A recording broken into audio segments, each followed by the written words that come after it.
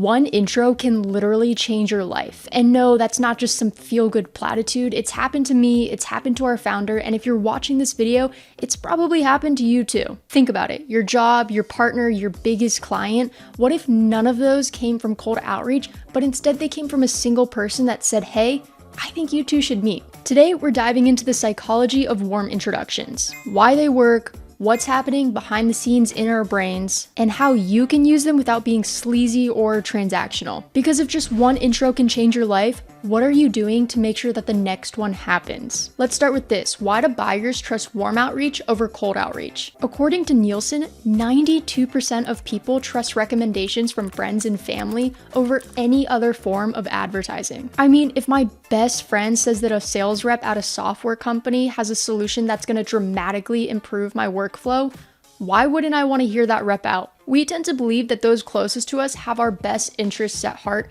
and they want to steer us in the right direction. On the contrary, cold outreach signals in our brains stranger danger. The amygdala, the brain's fear center, activates more strongly when we encounter either a person or a message that we're unfamiliar with, especially in high-stakes things like business or sales where your job is on the line. This triggers mild threat responses like skepticism, distrust, or just ignoring the message completely. When a warm introduction occurs, our brain releases oxytocin. This chemical increases empathy, reduces defensiveness, and primes us to listen openly. It's really just a transfer of trust. The person doing the introducing, also known as the connector, is putting their social capital at stake. This signals to the person that's getting introduced that whatever is in front of them is going to be of value. So what might motivate someone to actually give a warm introduction? We're motivated because of three main reasons. 1, reciprocity and relationship capital. 2, mutual benefit. And 3, cultural norms. The first thing is the reason why we teach sellers at Commsor to give.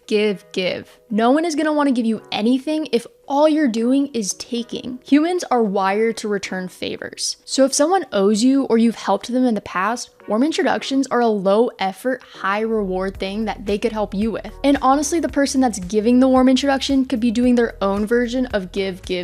Humans are wired to seek helpers high, which is basically just a rush of chemicals that we get when we do something altruistic or socially valuable. If the intro helps both parties, the brain releases dopamine, reinforcing doing an introduction as socially and emotionally rewarding. This is especially strong when people feel like the warm introduction made them look smart, helpful, or well-connected. In that same breath, people don't want to introduce you to someone and it ends up being a complete flop. It ends up skewing the perceived cost versus reward when you ask for future introductions. There needs to be a mutual benefit or some sort of sign that this introduction is going to be beneficial for all parties involved. As someone who often gets asked for recommendations to video editors or other creatives, I tend to hesitate to give a name.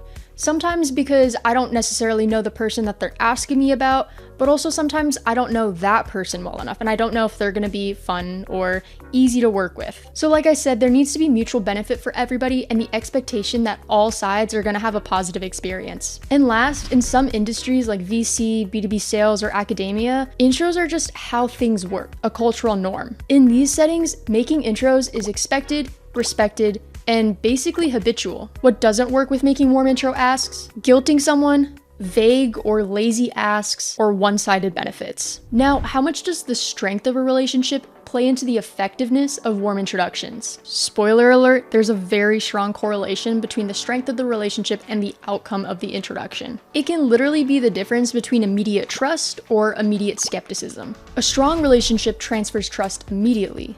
A weak relationship makes someone feel obligated, not excited, and not wanting to meet with you. It's way more likely to just be an ignored introduction. Recently, we've seen some people suggesting that instead of the double opt-in warm introduction where everybody has to agree to meet with each other before meeting, they're suggesting to send a cold email and reference a relationship that you have with someone they know. This is horrible advice. It is quite literally the marker of a bad warm introduction. The reason why warm intros and referrals work is because of the transfer of trust. Simply referencing a relationship does not allow the same transfer of trust to happen, and it puts you in danger of burning both the relationship with the prospect and the person that you're referencing, because they didn't agree to it. If you're gonna use warm introductions as an outreach strategy, do it with integrity. According to LinkedIn data, intros are 5 times more likely to be successful when the introducer has a strong pre-existing relationship with the person that they're trying to get you connected with. If an introducer has a tight bond with the recipient, they're less likely to do a sloppy introduction for you. And the recipient knows this. Their brain is more likely to assign weight to this introduction because of this. The strength of that introducer's relationship with the recipient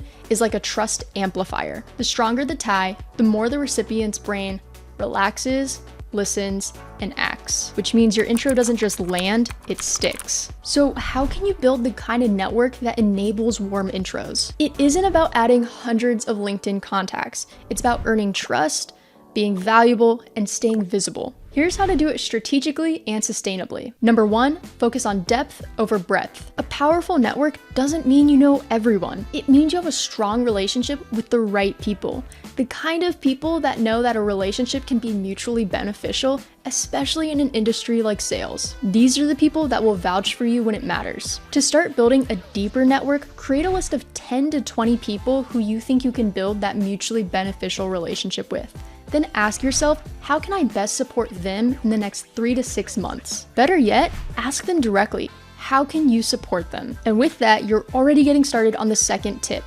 Be valuable before you need anything. People are far more likely to help you if you've already helped them. Share resources, make intros of your own, hype up their work publicly, and offer feedback and encouragement unprompted. 3, put yourself in network collision zones. You can't build a strong network without a network. You need proximity to people. Go to small events, workshops, or dinners where talking to other people is inevitable. Join communities like Slack groups or co-working spaces where giving introductions is done freely. Choose one online or local community that your industry hangs out in and actively contribute for 3 months. Make sure to offer support before self-promotion. Now I have to warn you, social capital is finite. Every ask of a warm introduction uses a little bit of that social capital. If you ask too often without offering anything of value, people start feeling like they're getting used instead of a mutually beneficial relationship. Eventually, their enthusiasm to help you is going to fade because the relationship feels one-sided. For example, let's say you asked a colleague for 3 introductions in 1 month and offered them no follow-up, no help, nothing of value to them. Then you go to ask them the 4th time for an introduction, and they hesitate to help you not because they don't believe in you, but because they're starting to feel a little bit used. We call this situation intro fatigue. If every action with you starts to feel like a transaction, then you're not a friend, you're a drain. And remember, good intros aren't automatic. Even a 2-minute long intro email requires mental effort. Do I know the right person? Will they find this relevant? What can I say to make this valuable and not spammy? Frequent requests are gonna make you associated with mental friction and not opportunity. Imagine yourself being asked to write 4 thoughtful intros in 1 week. Even if you support the person, it starts to feel like work.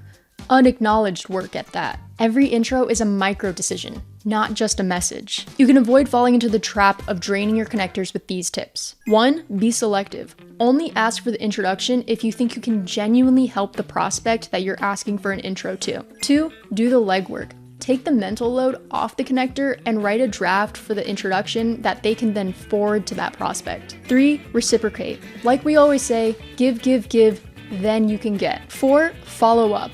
What happened after you got the intro? Did you get a meeting or did it turn into nothing?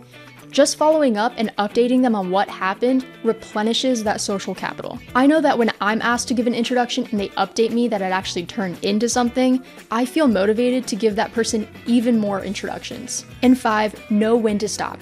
Read the room. If someone's not responding to you after an intro or 2, just stop asking them. It's not worth burning that relationship even more. Warm intros are a form of social currency. Spend them wisely. The more intentional you are with each ask, the more people are going to trust you with their reputation.